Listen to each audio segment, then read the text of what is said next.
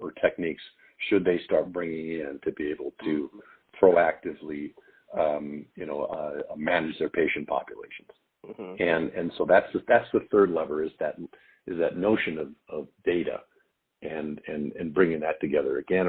And to me, it's all around improving the business and clinical performance of the dental practice. Yeah. Okay. So I hear, so all these have to do with generating more, finding ways to stimulate demand, right? One is so you have this performance software in place, so you have a lot of visibility of the procurement system and demand for products, and you can directly feed into that. Two then is with this system, you can actually drive your marketing, be a bit more targeted towards new and existing customers. And the third is, as your customers evolve, because you have the data on this, then you can advise them on how to then respond and remain relevant, right? Very good. Yeah. Is there any other, if you think about, so it makes a lot of sense, but I think from a manufacturer's point of view, like I mentioned, there are really, an extra degree sort of away in terms of the direct contact with the actual dentist. And as mentioned earlier, when you were having a conversation with Claudia, a lot of sales is actually indirect. So these are dentists that the manufacturer may never actually interact with, right? Are there any levers you might be aware of from the manufacturer's point of view, over and above, check your pricing, market more, right? Yeah. Disruptive you've seen. Yeah. There's a couple of other levers that I think. So manufacturers are in talking about efficiency, in terms of turnaround time on X-rays and that type of thing, and been able to, as a result of using their technology, been able to to move more patients through the practice. I think that's one. The other lever, by the way, that I failed to mention from a distributor that they're pulling. And look, the distributors hate to lower prices, right? It's just because that's just a race to the bottom.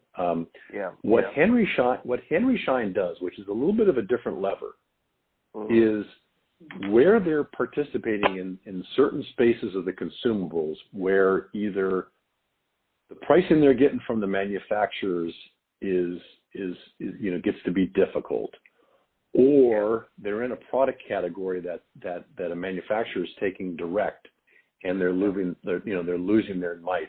They're doing private labels. So they're going into they're vertically integrating and starting to manufacture themselves. And so Henry Schein has been doing a lot of that, and I suspect Patterson as well. But Henry Schein has been very active in what they call private label, and it's in the way they present. It's a bit of a Trojan horse way to present a lower price. They do it in a much more eloquent way of saying it. But basically, they're coming back and saying, listen, we've got all kinds of pressures. You've got all kinds of pressures, doctor, around this particular category. We're going to help alleviate that pressure by bringing to you a product direct from Henry Schein. And because we're doing it direct, we can do that on a lower cost basis, and you're still taking advantage of all of our efficiencies as a distributor. And that's a lever that Henry Schein is continues to pull. And by the way, I think that's one of their, and you could see it if you looked at their, just look at the last few quarters, actually a couple 3-4 years in quarters of their announcements, is that that's I think strategically where Henry Schein is going next, is to do more vertical integration for sure. And then who is actually the supplier of these, right? Because Henry Schein doesn't have its own manufacturing capability. Where do they get so who's the OEM on this? Yeah, they find them. Look, they find them throughout Asia. Lower price, higher volume manufacturers throughout Asia, and in some cases, by the way, Henry Schein is actually purchasing the manufacturer, and they do it. They do it very quietly. They're Henry Schein does it, and if you look at it, doesn't take too much digging in the the public to figure out. Okay, hang on a second here. They actually bought a manufacturer. And that's another tension in that that delicate dance that Claudia and I were talking about between distributors and manufacturers. So manufacturers, right? But I imagine this happens on the consumable side more than on